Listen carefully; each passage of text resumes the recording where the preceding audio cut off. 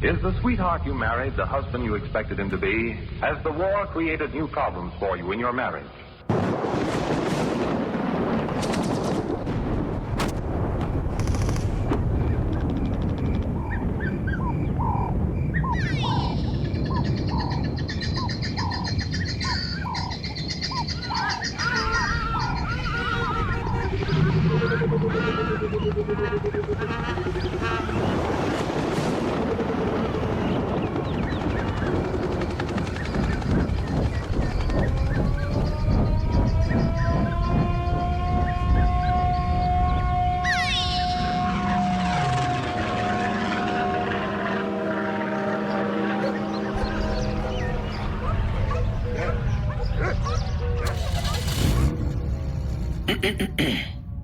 In 1885, there was open land in the middle of nowhere at the bottom of Africa with not too much going on other than some farming.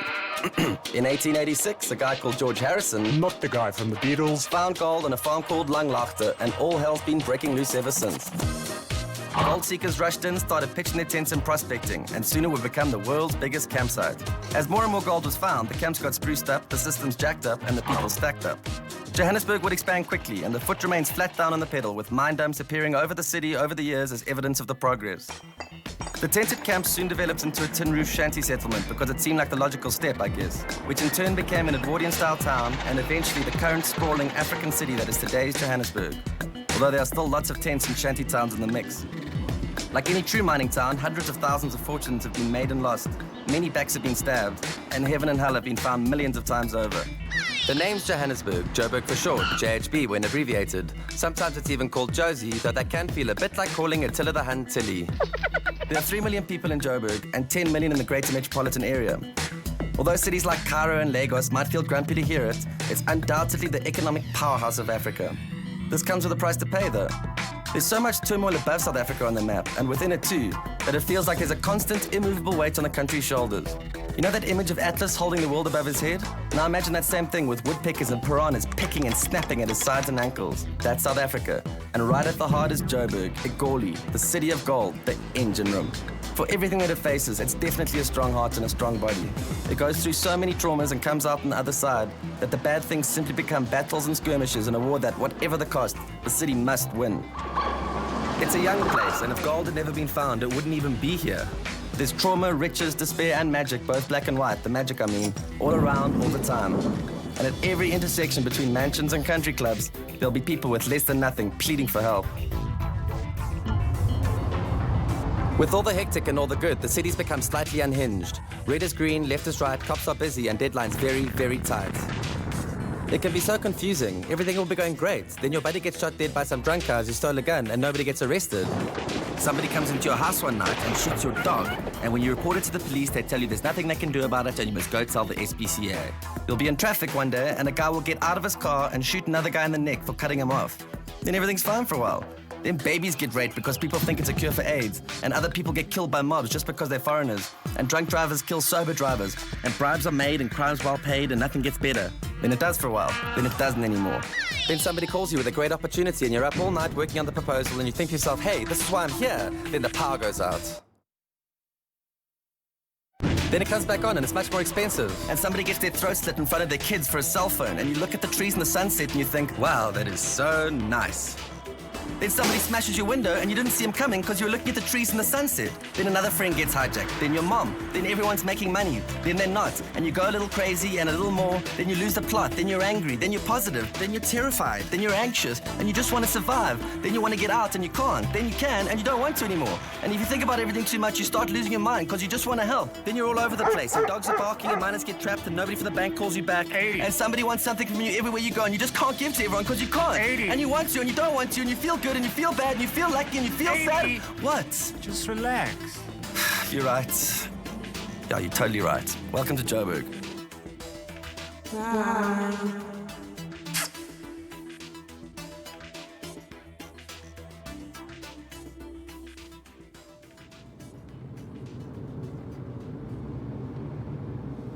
Hi.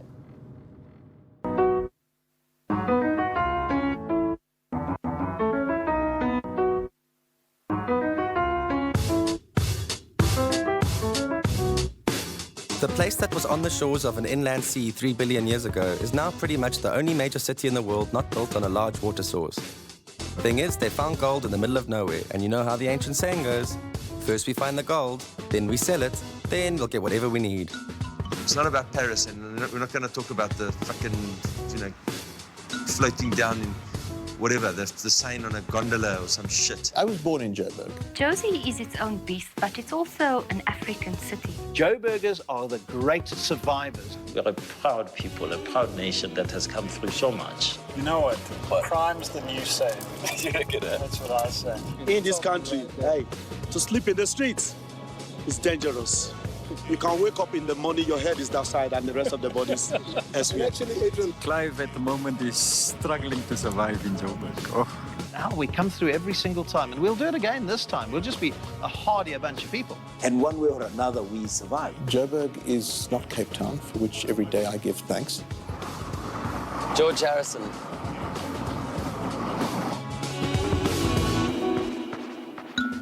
Since democracy arrived in 1994, the city's become a whole new beast. Always changing, always expanding, its previous lives ever more distant. At the heart of it all, Johannesburg became like a petri dish for some crazy science experiment. The dish was way too small though, and the experiment was destined to overrun the lab. Luckily for now, the city holds its destiny in its hands as it tries to figure out how to learn from the past and work in the present with the future in mind.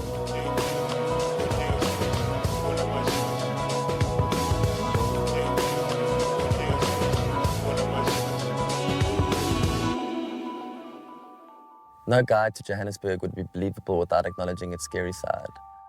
The biggest boogeyman that's affected our image and psyche more than anything else is crime. Because it's fun to play in, it's lovely to shop in, it's not terribly safe. In my life in Johannesburg, I've been hijacked, mugged, shot at. If you live only in a small enclave of Joburg, you'll assume that it really is Josie shining.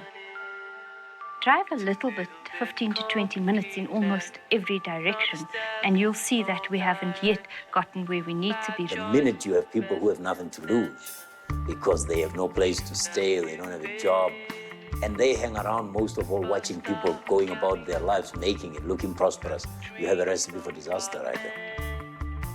Right next to houses like this, there are places like this. After nearly 2 decades of democracy, too many Joburgers remain in the never-ending limbo of informal living. I think you see rising prosperity, but also rising poverty. Wherever you look, people are struggling, They can't live with that money. Joburg can be stressful and tiring. And it can lead to a certain fatigue, and people would say, gee, I want to shut down, I want to get out. Some of the guys, they take alternative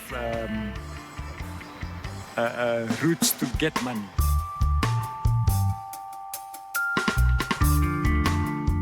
What the police call house robberies, I think, are the most frightening. Because our alarm systems and our security systems are so sophisticated, the robbers are now attacking when our guard is down, when we're at home. Because it's always there, always around you, always reading about it. It's like this thing that's waiting behind the corner for you. One morning, a woman her husband had been hijacked and shot dead in the driveway. And we got there just after it happened, and his body was lying there. And you could see she was in complete shock. She couldn't understand what had happened. She said to us, come in and have a cup of tea. And then she disappeared. And she came back a while later and she said, sorry, I just had to go and take him a duvet and a pillow. She'd covered him with a duvet and put a pillow under his head because she was concerned, and he was lying there dead. How do you survive it? Physically, you're always alert, and that has its positives and its negatives. And of course, private security firms are creaming it here. I mean, they get clients, willing clients in all of us. They tell you of all the incidents that are happening around the place. They make you shit yourself. I mean, what are you going to do? They're focusing you on to accept their proposal. We will get you burglar proofing, we'll get you bulletproof windows for your car. We will get this, we will get you that. I do, to a certain degree, believe that you attract what you fear. It scares me and it excites me in a sick kind of way sometimes. But on the other hand, when you look at the research, there is no particular profile of victim. The bottom line is anybody who says crime doesn't exist or is not as bad in Johannesburg is trying to be optimistic, and I don't have a problem with that. But when you get mugged once or twice and the risk of getting shot is there, I would rather say, let's admit there is a problem. Crime is a problem. Let's acknowledge it. Let's deal with it. I know always that I'm living in Johannesburg and I'm aware of crime when I go to my village. I go there and I find myself, I'm locking windows. You know, you get into a car, you start the car, you lock it, and people look at you funny because they say, well, if it's only you and the cattle on the road and the donkeys, why are you locking the cars, you know? When I was a kid, the word hijack meant one thing: a person taking over an airplane, Carlos the Jackal style. In Joburg, it means somebody pointing a gun at you and trying to relieve you of your vehicle. In 2007, 2 days before the South African rugby team became world champions for a second time, Lucky Dube, our greatest reggae artist, was killed in a hijacking. He was shot by hijackers. He was only 43 years old. He was killed for nothing. They didn't even take his car. His kids watched him die, shot in front of him. Next day, all you're reading is Lucky Dube is dead. Let me tell you how we feel. We feel irate. We feel irate. We feel irate. We feel so irate. Do you feel like... When people leave for greener pastures, we talk of the brain drain. Lucky Dube and everyone else who's been taken from Joburg have left on the Soul Train. Their lives ended for cars, money, and stuff. If something is happening in your neighborhood, the best way to deal with it is to take up, well, I wouldn't say arms, but to stand up and do something about it. Without discipline, the world is going like it's going at the moment.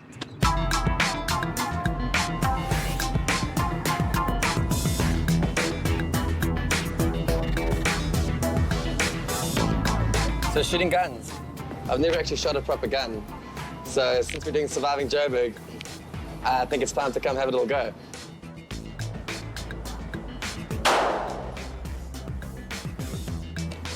Whoa. Front to back. Okay, now we do it properly. Next one, an Uzi.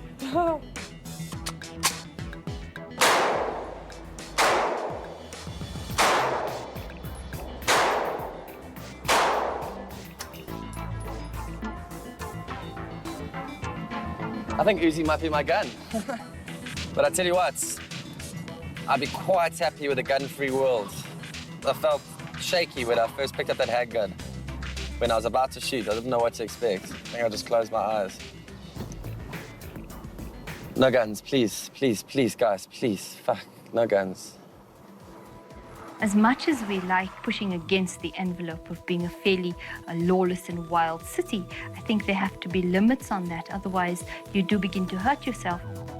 Hurting ourselves is something we're very good at, and special mention has to be made here of our driving skills.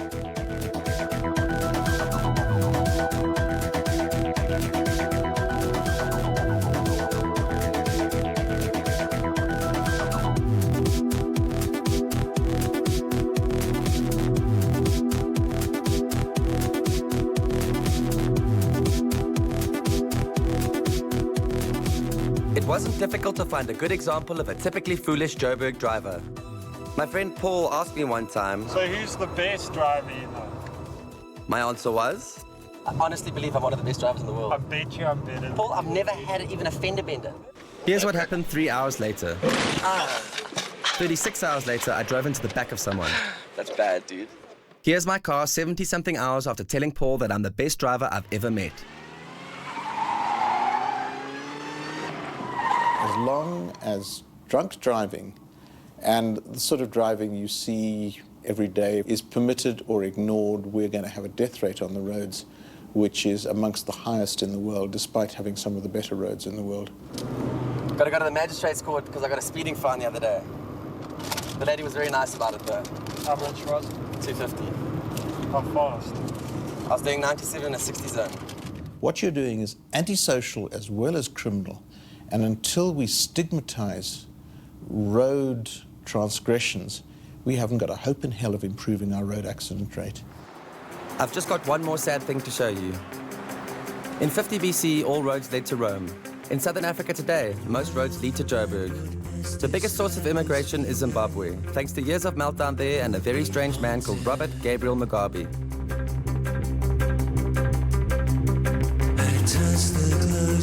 When you come to Joburg, it's a place where people who want to survive come to. This is what Johannesburg is. All it is a series of internal migrations and external ones. It's how it started, and it's probably how we've grown and how we're going to grow into the future. Most of us made a mistake to come here. You understand? And then when they get here, they found out that, there's actually nothing here for them to do. So they go into crime, they steal, they rob, they do anything. And important thing in Nigerians is that wherever we are, we believe that we will survive. Oh, yes. If you're a Christian, the Bible says that even in a foreign city, thou shalt possess your possession. Oh, yes. So we believe in that.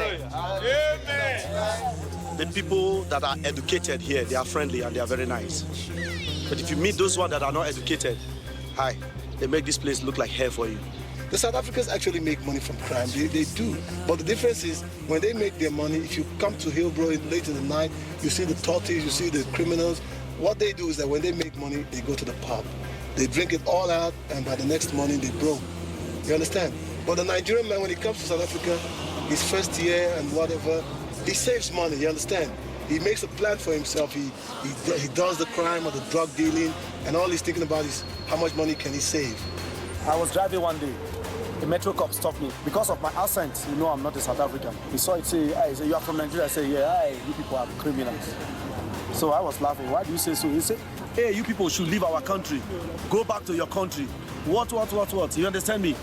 This is somebody who is wearing the image of South Africa, sounding like this. With no adequate system to help the foreigners, they become the ultimate survivors. Some become criminals, which makes locals angry, and others become successful, which makes locals even angrier.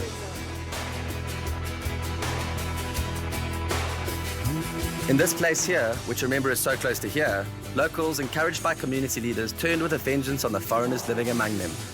The situation soon degenerated into a blind frenzy, and overnight parts of the city became war zones. This is for when you feel happy. And this is for when you feel sad. And this is for when you feel nothing.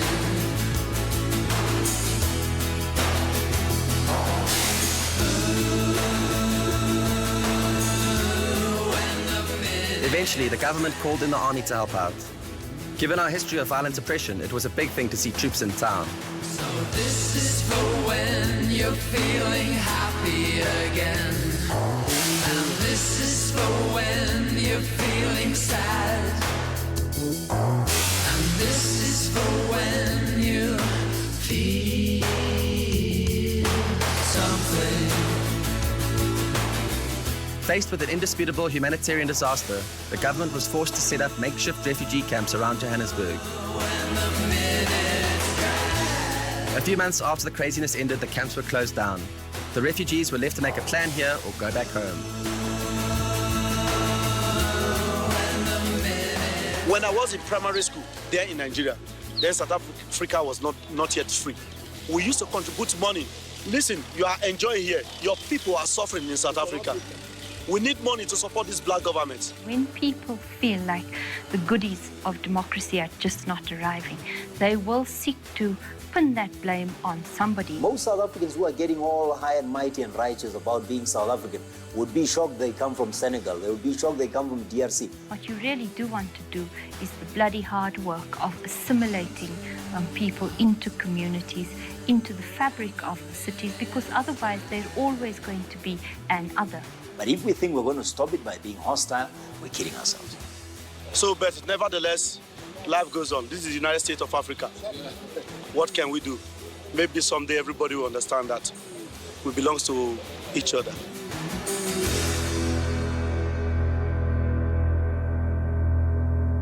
In Australia, the Oaks came with changing light bulbs in homes. The Caulfield municipality changed light bulbs in Oaks homes. at the municipality's request and given them free light bulbs for 15 years to save energy. Now, the psychology in Joburg would be if I knocked at your door and said, I'm here to change the light bulbs because of the municipality has said that's energy saving, and over 15 years we're going to save X. You don't need the oak in your house. Do you know what I mean? It comes with a ladder and a box of light bulbs. You tell the oak to fuck off, you know? And that's where we've got to get beyond. The mindset of the people have to be worked on first. Because if you throw money at it and the people are still the same, the result is going to be the same. The city's rough, and it's getting too rough. And at what stage does the city tip? We never talk about good and bad. We shouldn't accept when life is less than optimal, when it's less than ideal, when the streets aren't safe. We shouldn't accept it. We take a legal route instead of taking a values-based route on many of the challenges that face us. I'll phone you back in a few minutes. Cha-cha. Yeah, and I mean, that's like, you know, that's what you're living with. So it is a war. It is like you're capturing a hill, and then you get reinforcements coming, and the cavalry's on its way, and you think it's on its way, and they don't pitch. Bishop Tutu said something very interesting the other day. He said, why don't you pick up later? Why don't you start there? There are problems, but you know what? You take them on and you say, well, do I see better opportunities? And I always do, on a daily basis. Don't let the sun go down on your grievous. Okay, well done. We're through the worst of it. It gets better from here, I promise. Once you come to terms with being in the city, I guess it's important to adopt some type of positive, realistic outlook. Sing it. Do yourself a favor.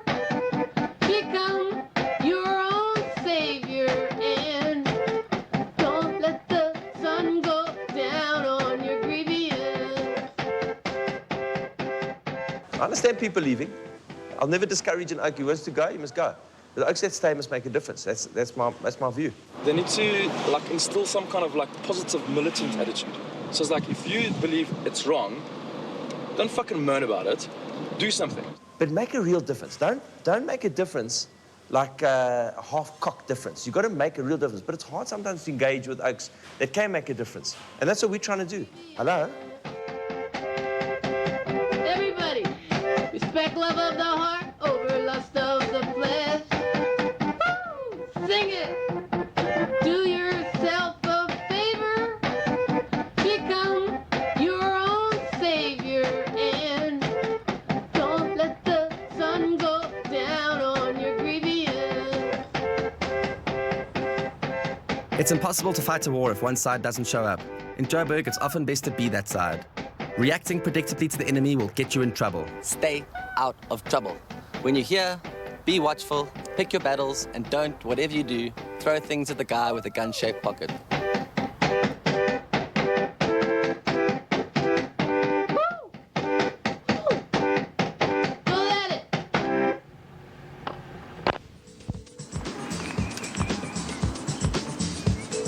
There's one more thing that makes it easier to get away with crime. There are too many places to hide because there are so many trees. With all the madness going on, it's important to acknowledge the natural elements of Joburg and its surroundings in order to start understanding why it's a good place to be. In many ways, we really are sitting pretty.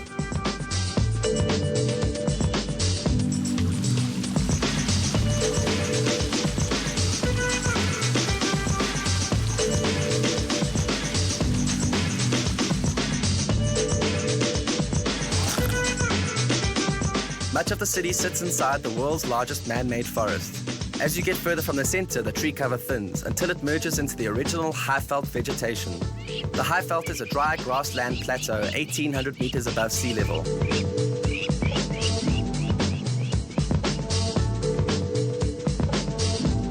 Epic lightning storms are a high-veld trademark, with ground strikes taking thousands of pot shots around town when the season comes by.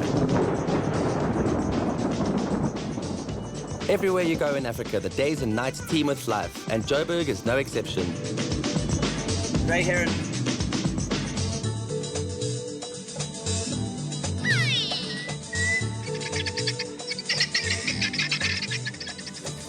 Hi guys. How's it going? Right now, there are, I'd say, hundreds of sacred ibises flying over us in all directions. This is the place to be for sacred ibises. Look at it. Oh, look at that. As far as I understand, they don't make any sound. I don't know if they don't even have vocal cords, but I know that sacred ibises are a silent bird. And good on them for it. If city animals don't excite you, wild animals will. One of Johannesburg's greatest advantages is that it's close to the bush. From 45 minutes outside the city, you'll find some of the best game viewing in the world. Spending time in the bush is a unique and awesome experience, and it's where you'll hear the proper voices of the wild. Okay, let's do a line. Okay.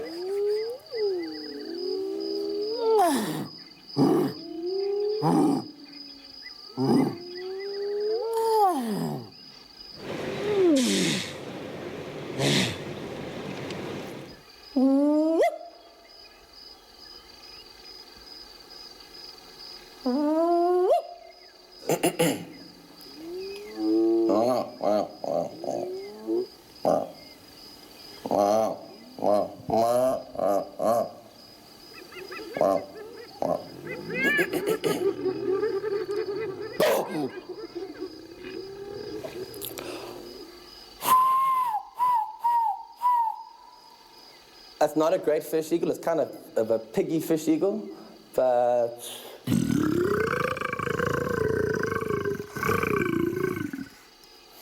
you're gonna want to put some logs on that fire. And finally, the hadida.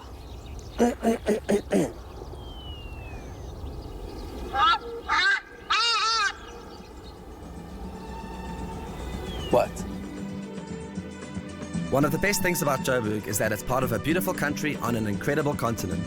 South Africa's an unbelievable place to explore, and if Joburg gets you down, take a trip out of town and you'll feel much calmer. It gets even better. Johannesburg is much closer to Mozambique than it is to Cape Town, and traveling almost anywhere in Africa is there for the taking. Just watch out for the real war zones. South Africa's national bird, it's the blue crane. Johannesburg national bird is the construction crane. Oh, Hundreds of cranes have been part of the Joburg skyline for years, and they don't go away when they finish eating. They just move on to the next feed. I don't think that cities grow in linear, formal ways that we can ever plan. It's a tipping point time, I think. It's a very, very interesting time in the development of South Africa and Joburg, because Joburg's the hub. It's, I think, developing its own African 21st century Afropolitan feel, and I think it can claim its space amongst those leading African cities that define not only a country but a continent. It's exciting to feel a city expanding around you, and it doesn't feel like it's going to stop anytime soon. I reckon in 15 to 20 years, this place is going to be a proper megacity. One of the biggest and most interesting jobs that's been keeping us busy is the Gautrain project. This is an above and below ground rapid rail commuter link that will help alleviate the ever-increasing strain on our city's roads. It's definitely a step in the right direction. Traditionally, the public transport system in South Africa in general, and especially Johannesburg, has been second to none. As in, none came first and we came second. The Gautrain construction is just one example of Joburg's ongoing urban renewal. Look, anyone who has sweated through the traffic, either from here to the airport or from Joburg to Pretoria, has to just welcome this thing. Gautrain comes from two words. Gauteng, which is the province that Johannesburg is in, and train, which means train. There are thousands of jobs of all sizes on the go, and each one that we finish just strengthens our belief that we can do anything. I think in South Africa, in Joburg too, we're scared of big things. We're scared of big projects. We're scared of big thinking. We'd rather things stayed as they are. And it's the nature of the city that they won't. And much of our success as a country, as a city, depends on the perception of the greater world, of the outside world, on how we conduct ourselves. You've got a situation where lots of stuff needs to get done. So it always feels like there's opportunities around everywhere. It's not easy, especially if you're an independent operator. But the fact remains, stuff needs to get done and someone's got to do it.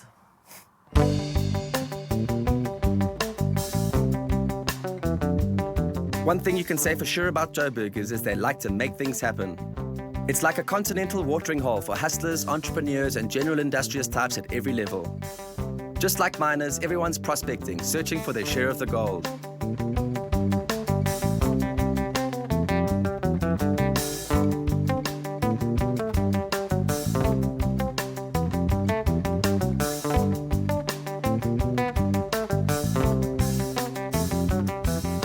have opportunities in Joburg to make a difference that you don't have in any other major city in the world. I've just got this attitude that I'm just going to do it. I'll not stop until I stop. If you're a kind of person who appreciates energy and kind of can feel it and thrives on it, this is the place because it's got so much energy. What would happen if you worked even harder?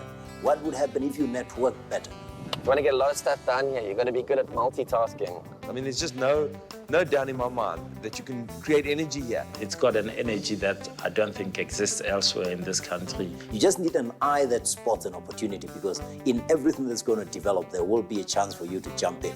I once knew someone who was so bad at multitasking they couldn't even drink mango and orange juice. Let's take a tour of the prospecting chain.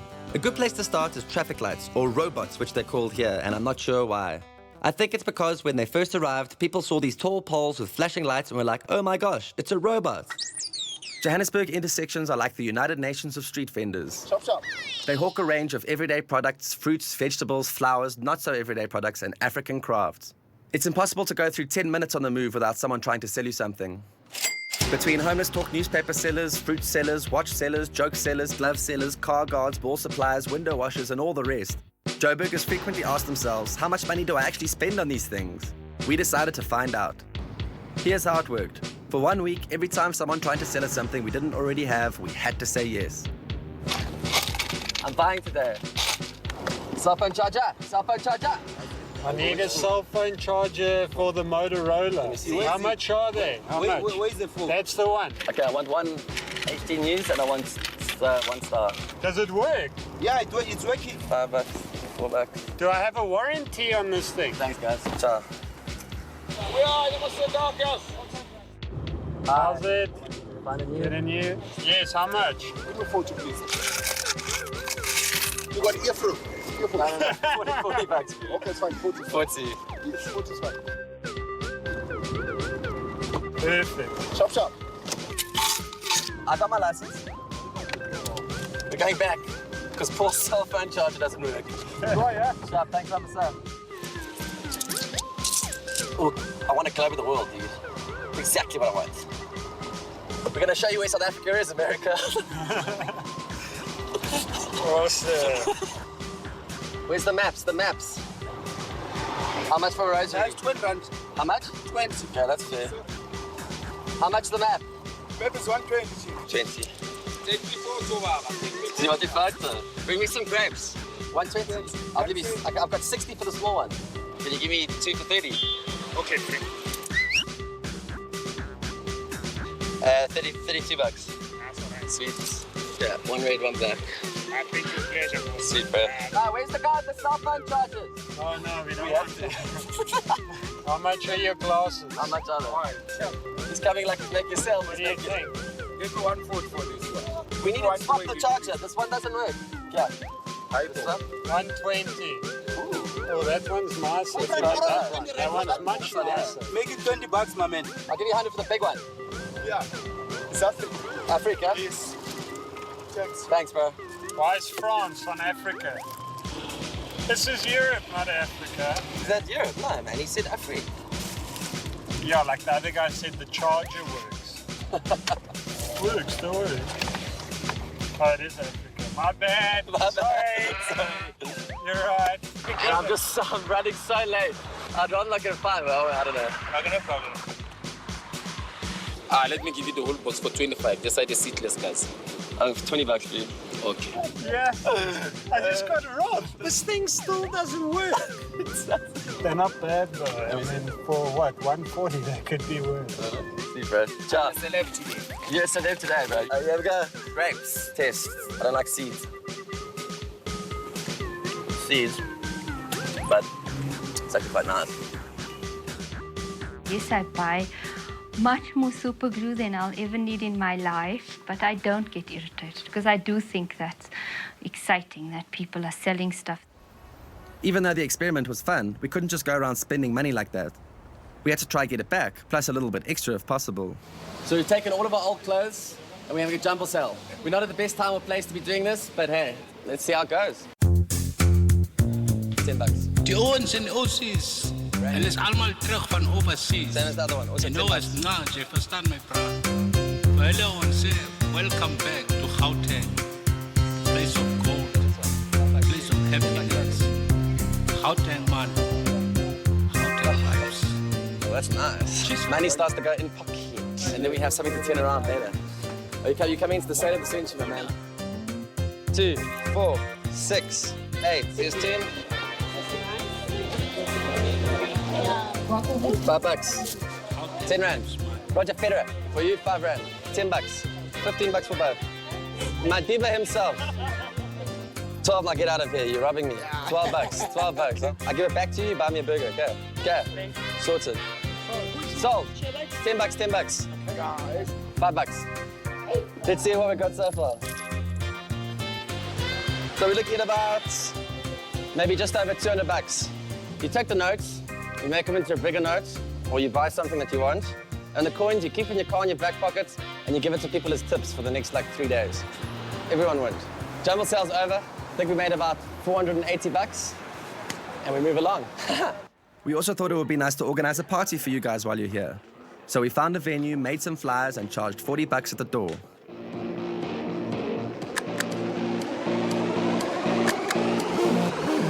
Just for tonight, forget lines right.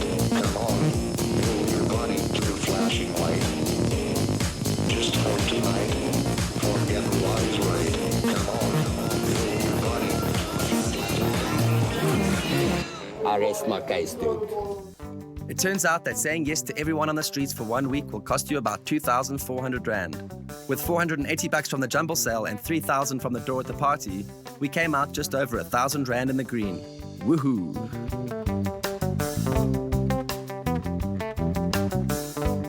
I think Joburg still works on the same kind of prospecting mentality that started it. If you've got a good idea and you keep knocking on enough doors, eventually someone's going to help you out. Of course, if you've got a crappy idea, you're just going to keep knocking on doors until you're out of steam and you get spat out on the other end. It's actually happened to me quite a lot. If there's one thing great about Johannesburg is people are there, they want to move, they are fast, they get things going. And I like that compared to where I grew up. I think that we have a lot of people who want to do things. I think they're bogged down in red tape. I mean, keep the faith, you know, there are possibilities. We are not going to perish. You can be like down, but I'm talking down. And then suddenly, there's optimism. We need to make the environment an enabler and enable these guys to start businesses. And I don't think we do enough of that. It's the mindset that makes you see the brighter side of just about everything. As a place to do business, Joburg is a ball of constant activity. There seems to be a never-ending supply of ideas, energy, perseverance, and enthusiasm. Resources move around fast here, sometimes a bit too fast. It takes you up, down, and all over the place. And I guess you just have to try and hold on as tight as you can. If you ever visit us here, you're going to need some tips. There's no doubt that it's a city of opportunity, though it all means nothing if you're not around to take advantage of it. This is a 140 millimeter bomb. Highly explosive, as you can see there. It's all going to be okay. Surviving Joburg, listen, don't succumb. Don't succumb to the idea that everybody's your enemy. That's not true. Thanks, Dennis. Ciao.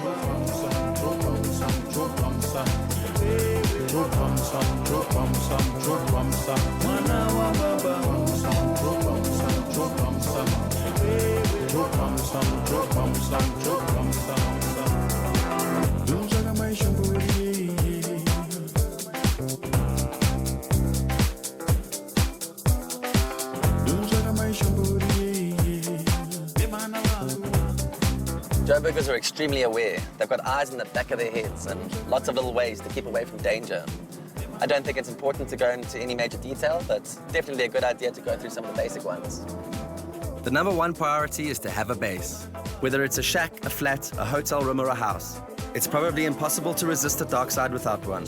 Joburg is the kind of place I think that you need a local. You need to be guided by a local. It's not, it's not a kind of city that you can arrive with short pants and long socks and scheme that you're going to discover Joburg, eh? Unless you're totally stressed first time out, you don't actually need a guide to be with you.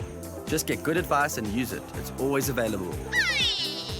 Only do things you feel comfortable with. If you get edgy, go back to base. Being at ease is your greatest ally. Be aware, of course. Be alert. It helps if you are alert. Get rid of your excessive fears. get to know it, have fun in it, but also know that you do need to have a set of eyes in your back. As soon as I stop looking around me, that's when danger comes. Danger just thrives on those who don't look. If you're feeling stressed out on the road, pull into the nearest petrol station. Whether it's directions, car maintenance, getting a puncture fixed the proper way, or just having a bit of a kick around, petrol attendants are almost always enthusiastic and keen to help out.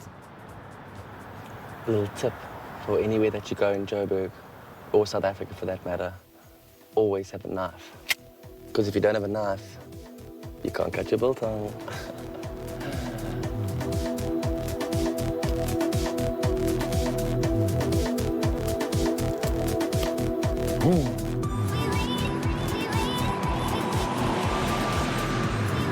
I would say mentally embrace this place. I think you've got to learn to walk like a Joburger. Keep an eye out, be aware.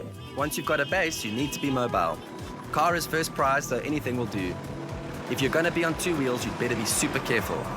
Very dangerous place to ride. My watch is falling off. I've got it back. If you have to walk, then walk. Just keep it moving. If you're walking, stay away from the streets at night. That's just my advice. It's generally best to keep as low profile as possible. Don't wear lots of jewelry or your full house Louis Vuitton tracksuit, and keep valuables out of sight. Be careful. Don't relax with your cell phones, don't flash your jewelry, and think twice before you make any deals with anybody concerning big money.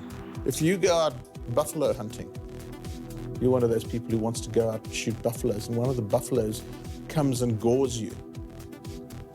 You need counseling? There's a degree of risk management here which says if you don't go out and shoot buffaloes in the first place, the chances of getting gored by a buffalo are reduced. It's always good to get outside and release a bit of tension. South Africans love the outdoors.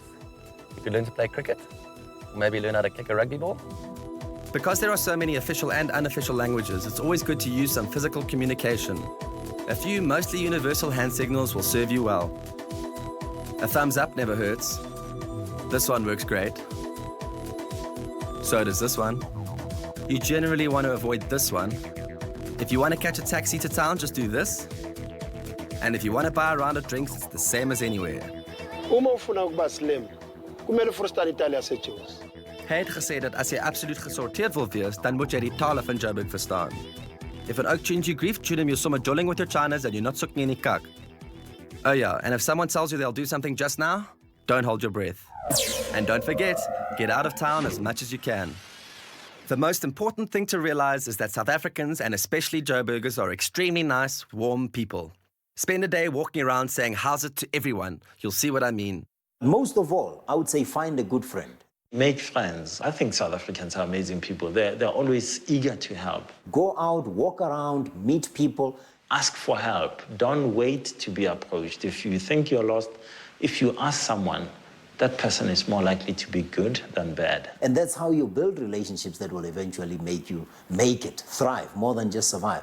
For every one person who's done something nasty to me in this town, there are 200 people who've been incredibly good to me, really, really good to me. So, I think it's a good town. It's a great town. Johannesburg's a big place, and the chances are, if you keep your eye on the ball, you'll be just fine. Batteries not included, not guaranteed. It would be great to sum up Joburg in a single sentence, though I've come to accept that it's a very difficult place to figure out.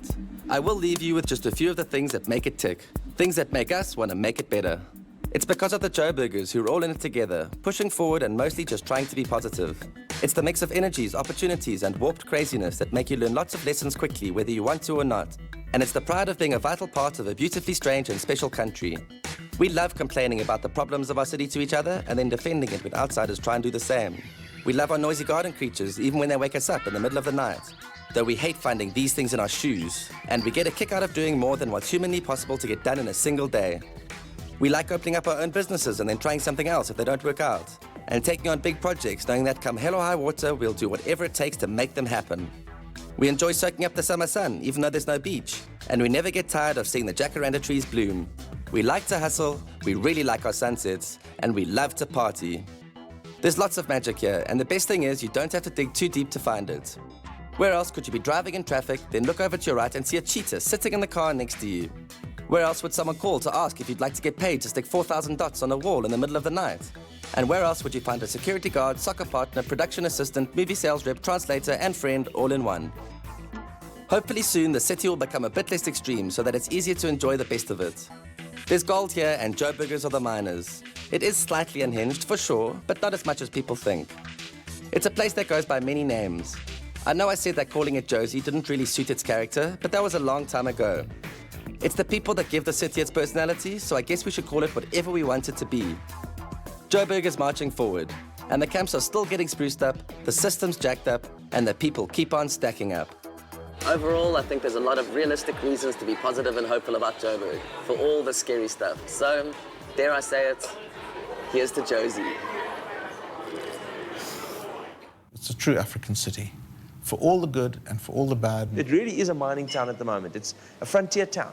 And I keep on coming back to Joburg, and I think, fuck, I love living here. It's hard to say. I really want to be positive. I love it here. I mean...